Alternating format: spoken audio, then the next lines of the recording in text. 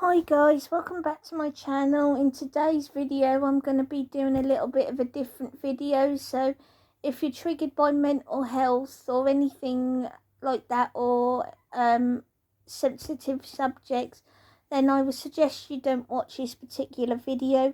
And believe me, this isn't the sort of video that I'm going to be putting up regularly. This is a one-off for my channel. Obviously I'm going to continue in my hauls and more joyful topics and than what I'm going to discuss now.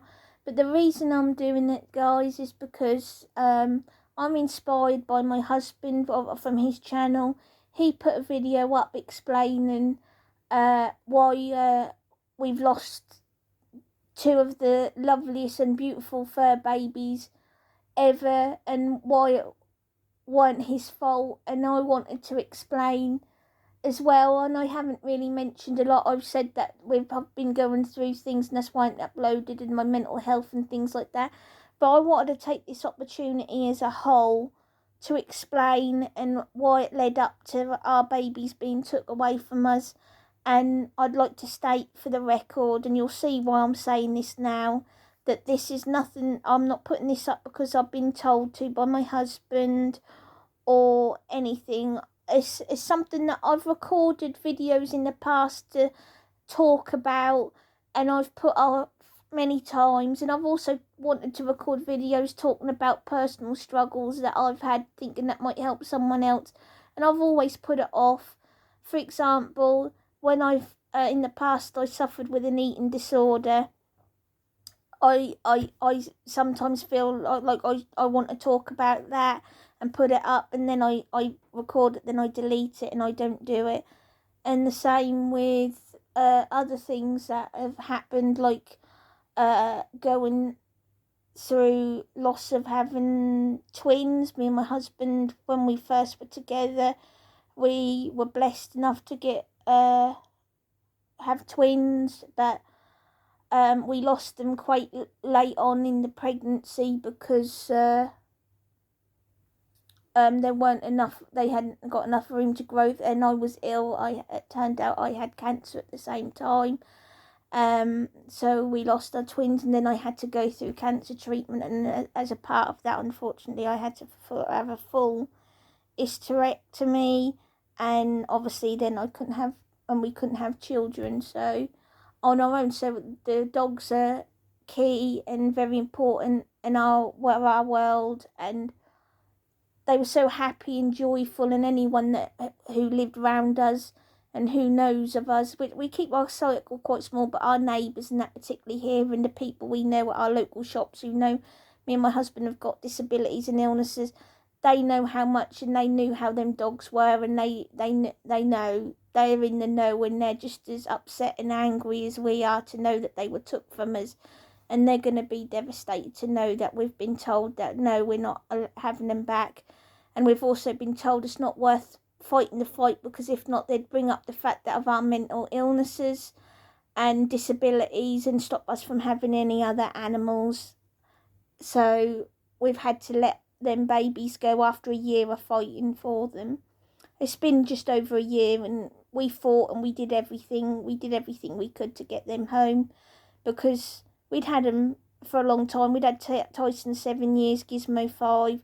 We'd never done anything, and I'll explain now from this point, and I'll go through it quickly. My husband never had anything on the charge sheet when he was arrested last year or the year before, anything to do with animals. There was nothing on there about animals, and I'd never had anything, but I wasn't arrested or charged with anything. My husband was arrested and accused, but wasn't actually charged with anything. He was just put on bail. He was put on bail for a month, and then they dropped the case because there was no case, there was no evidence, there was nothing. It was two people's malicious intent to get my husband in trouble and get him, well, locked up, took away, but me at the same time. They didn't want us together, and the people might go, well, why would you go out to do that? Why would anyone want to do that? And I'm going to explain to you in 1 minute who it was and why. So then, I'm not looking for sympathy. I know there's people out there who've been through a lot worse than what I have, but just all my husband's been through. We're not trying to sit here and be like, poor me, poor me, poor me. But we don't have a big circle of friends. We don't actually, we don't have any friends. We've got each other. I don't have any family on my side. My choice completely to cut them out because of everything they've done. And I thank my husband for giving me the strength to finally find the way to do that. Because without him, I wouldn't, and I'd still be in the same cycle. And that's unhealthy, and that's got me to the point with my mental illness, and that is where it is and everything. I know I've said I've got physical disabilities in my other videos, but I have been diagnosed with anxiety, depression and post-traumatic stress disorder because of past trauma and abuse, and I'll touch on that in a moment. And that's why I said if anyone's triggered. And I've explained that in the past my husband's got mental health issues, but completely separate to me, and was diagnosed long before I met him and married him. But because we've both got our issues, he accepted me for me, I accepted him, and it was the best thing that ever happened to the pair of us being in each other's lives. No one will even understand that. Maybe one day my husband might do a video on that, and we could explain that one, but no one knows. If you've lived the lives that we've have and difficulties we've come up, to find someone special, that's everything. And so it's devastating to me that my husband had to go through 2 arrests, one last year and one in the year before, for something he never did. He never did any of it, and he was treated appallingly. That's one thing for me to be treated appallingly, because I become to expect it because of these 2 individuals that caused all of this problem, and then ultimately caused us to lose our dogs, and they were the loves of our lives. They were our everything. We put everything to them. Obviously we couldn't have our own children, so we treated them. They had birthday parties, Christmases, everything. But we got accused of not giving them anything, such as even basic things like a collar, when they did have. We've got videos, pictures of them with their collars. Tyson used to get that excited. At one time he even had 2 collars on because he didn't want to get rid of his old tatty one, so he was running around with 2 on, one his old and his new one. And in the Christmas video you could see how excited he was to get it. But particularly when the police come in our home last year, they both didn't have a collar on. Reason is they'd had brand new collars. I can prove it. I got the receipts to prove that I bought them, but I'd got them fluorescent flashing ones for fun. And basically Gizmo got too excited about them, to the point where he chewed Tyson's off when we were asleep, and then the little bugger chewed his own off because he wanted to get to the lights inside, and they lit up. Because we got him, they'd had all sorts of snazzy collars over the top. The light ones obviously were too much excitement for Litland, so he decided to chew both. And that particular time, I hadn't got round to replacing them. I was going to, and the police come in. They try to say they didn't have toys, but I can dismiss that because they had toys coming out their ear holes all over the garden, all over the house. Toys everywhere. They had one of the house. They were in and out of the garden all the time. They had paddling pools, sand pits, everything. They were treated like kids because they were our babies. They'll always be our babies, even though that we've had them, that opportunity now took from us. And like I said, we'd had them long time. We'd had Tyson 7 years, Gizmo 5, and they were our everything. And just to put it into perspective, because they try to say that my husband's an abuser, not just with animals, but an abuser in general to me. He had Trixie, a dog, and she died of old age, and she was 17, Jack Russell, and she was beside him. She wouldn't do anything, to the point that she wouldn't even pass over and die until he'd held her in her arms. That's how close their relationship was. He has got other dogs, but they're not at this house with us, because when we were bringing them up, when we were first married, we were living with his mum and dad, and the dogs were attached to that house, and we didn't want to unsettle them or uproot them from their homes. So we left the dogs with his mum and dad, and still Patches is alive. She's an old girl now. She's getting on, I think, like 12, 13 years old. And she's, as soon as we walk in the door, straight away, all over him, like Vash can't get close enough to him. The same with Ozzy. Ozzy's a bit younger. Ozzy's about 7 now. I think 7 or maybe 8, I can't remember. And Ozzy's the same. Ozzy was supposed to be our dog. My husband named him Ozzy, and Ozzy's all over him. But the only reason we didn't have him at our house is because they were settled. They were all together as a little pack, but we were literally at their house all the time, so it was okay. And even now, and Milo's part of that little group as well. Milo was originally bought for me, but again, when we were at the flat, we weren't allowed to have animals there. But when we moved here, they got to the point where they'd all gelled together, and we didn't want to uproot them for that. So, but to say that my husband's abused when he loves animals so much, and the reason we got Tyson in the first place was to help mental health, because my husband spends all night up, keep him company. And Tyson, believe me, was a daddy's boy. Oh, he loved mummy, but he was through and through. I'd call Tyson. Tyson was like a naughty little teenager to me. He'd ignore me, be like, yeah, whatever, mum. But when it come, he couldn't get near daddy quick enough. When Christopher used to be in bed and come down, Tyson would be sat at the stairs, wait, and couldn't wait, was excited like he'd not seen him for 5 years. Or only because he'd been upstairs or been to bed or somewhere. That's how excited the dog was. They were both excited for my husband. Gizmo was more a lap dog for me. He was my comfort, but I used to have him on my lap all the time, cuddling. I cuddled Tyson, obviously, but I had to get on my knees and cuddle him like a human rather than him get on my lap, because he was a really massive rotty, and I'm very tiny and short, and when he got big boy status, I couldn't have him on my lap, but I used to give him belly rubs and head rubs and all the rest of it, and he loved it. He loved daddy time. He loved it. He used to go and even sleep with my husband back to back, and I've got pictures and videos. They were the love of them held no bounds. And any animal that you've seen, even pictures of Trixie and my husband or videos, they were in love. When I first met my husband, he had Trixie, and Trixie was that jealous that he'd got a girlfriend that she used to push me out of bed because she wanted him to herself. She literally used to get me, and if I used to go to the toilet, I'd come back and find her on my pillow, cuddled up to him, and she'd look at me as if to say, he's mine. That's how much the dogs loved my husband. So the fact that they try to say he's abusive is ridiculous. But long story short, guys, I know it's too long to say. All I'm going to say is this, because it's too hard for me to explain any other way and without having a full down crying meltdown. And I can't cry, because if I start, I won't stop. Basically, this all happened, and it happened because of the people that I grew up with. I grew up with these people believing they were my mum and dad until I was 25. That was 10 years ago. Same year I met my husband. Basically, I grew up thinking that they were my mum and dad. I never knew any different, but it turned out they actually weren't my mum and dad.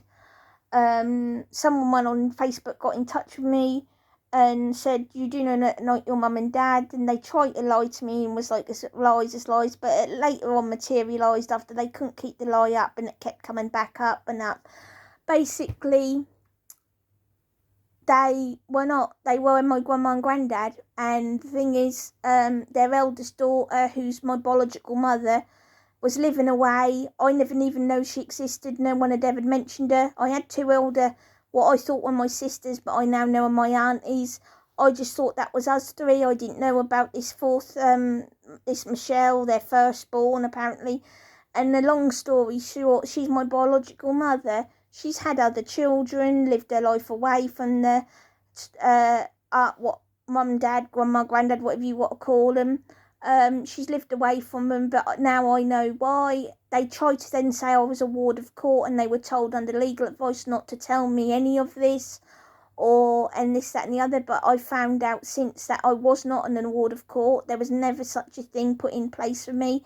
Basically what happened is, in a nutshell, my dad, who I called Dad, abused his daughters, all three of his daughters, the eldest one being Michelle, which is my biological mother, and I'm the product of that. Yeah, I'm the product of that. But he kept me. She'd had other children with him, but they kept me.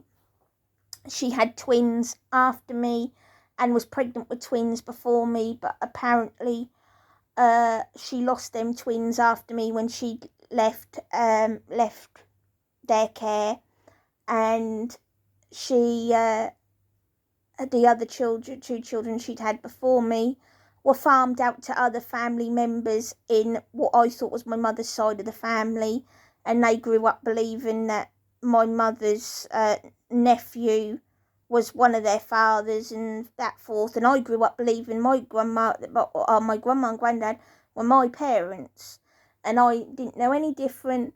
And how he abused his children is how he abused me. They abused me in ways that I can't detail on here, but they're very abusive people, and I grew up very scared of them. When I met my husband, I honestly believed that all of that would stop and I wouldn't have to put up with their bullying tactics and them having me on. I couldn't even go to the doctors, guys, and I was 24. Couldn't even go without the one of them being there and answering all the questions for me. That's how tight a leash they kept me on. But now I know why. It's because they didn't want it coming out. They wanted to keep the facade up that they were my mum and dad, and they kept it, and they didn't want me slipping anything out about the things they would do, because I grew up believing these things were normal, guys, because I didn't have any outside interaction very much. I didn't play outside with other kids. I was at school, but I was always alone because I didn't know how to interact, because I was told to keep away from all kids, and what happened in these four walls stayed in these four walls and things like that. So I was very much alone there.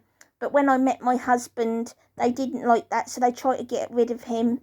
They went to the police and painted him to be some sort of abuser, used his mental health in that and said that he was abusing the dogs, and they got arrested the first time, but I managed to get him legal aid and get him the charges dropped the first time. Then they carried on building a picture, making reports, doing this, and a year later they came back and they arrested my husband, but they also called me down to the doctors and said to come for a blood test. The doctor did, and when I got there the police were waiting for me. They took me to a unit but turned out to be a mental health unit that my parents had paid for. Well, my grandma and granddad / mum and dad had paid for, and kept me locked in there, so I couldn't help my husband. And my husband was arrested on charges of abusing me and controlling behaviour or whatever. But I did manage to get out of that hospital. That's a story time, but I did manage to get out. I got to a safe place, and then I managed to make phone calls and let it be known that my husband hadn't done any of this. But by this time, they'd already been in our house and took the dogs. When I finally did get home and my husband was home, we were told we'd have the dogs back, and we weren't, and we waited, and we got told all sorts. We'd get them back. We'd get them back a year later, guys, and we still hadn't got them back. And then we got told that there'd been a meeting, and they'd decided no, we couldn't have our babies home. Basically, I'm kind of sugar glossing it and going over because it would take too long in time to go in real time or what happened. But basically, that's the facts, and that is heartbreaking to me, because one, my husband should have never been put in that position, and I blame myself because I should have been stronger. But I did, the first time he got arrested, I did report my grandparents to the police, and that's why the police were involved. But when the police went to retrieve, the woman who was supposed to be on my side went to retrieve some belongings that they'd stolen and were at their house on my behalf, so I didn't have to see him because I'd cut all ties and explained what they'd done. She said they'd open a case and look into it, and that was her that helped me find out I weren't a ward of court. But they had her and the other woman involved from the Norfolk Council, and I won't name her name, and they said that they were going to help, and they didn't. They listened to the people that had spent their whole life abusing me, and I'd not just been abused by them. My sister / aunt had got a drugs problem developed, probably because of the years of her own abuse over time. I don't know, but she abused me in the sense of, to get drugs and things when I was young, she'd let people she wanted drugs off do sexual things to me, and then get money or drugs for letting things like that happen. And she used to sit there and watch without a care in the world. And she did various other things, and they did other things to me, such as burn me with cigarettes and cut me with a knife and things like that. I can't go into too much detail, guys, with that, because it's too painful to talk about. But I can only say this, that my side of the family abused me, and unfortunately their poison, they tried to get it into my marriage, and thank God it didn't work. But I regret not being stronger and speaking up quicker. But anyone will know abuse. I was scared, guys, scared of them, never of my husband. He's the one that helped me and stood firm when my so-called granddad used to say, or taunt him with the things that he'd done to me when I was little, and said I was always his property, I'll always be his, and no matter what, snap my fingers on his. And he had to stand there and take, when he's mentally ill himself, I don't even know how he's still here, but I'm the luckiest woman in the world that he stuck by me even through all that. And we're together, loving each other as strong as ever, and we're building our lives together. But just to make you aware, these people that did these things to me still get to walk around and have done that, and we now live over our shoulders wondering if they'll ever come back and try and get him arrested or make things up. And that again, we've got no one to protect us apart from ourselves, because people don't want to know, because they're very good liars. And you've got to think, 35 years alone with me, they've lied about being my parents, and they still lie till this day that they're my parents and put on a facade. And I sometimes have bumped into people who I know of, and they're like, oh, you're doing this, you're doing that, and they've made up whole stories about me and my husband, that we're all like the Brady Bunch. And the truth is, I don't have nothing to do with them, and I haven't for 2 years. I haven't clocked eyes on them for 2 years, and they've still managed to try and destroy our lives. Anyway, guys, I just wanted to make that clear, this video, and I know it's a weird one, but it kind of just, now you see why I've got depression and things like that, and I work through it, and that's why I'm not always on. But I just wanted to let you know, and I'm proud of my husband's video as well, but I wanted to give a bit from my perspective as to why it happened. But I want to make it clear again, he's my rock, and he's never done anything.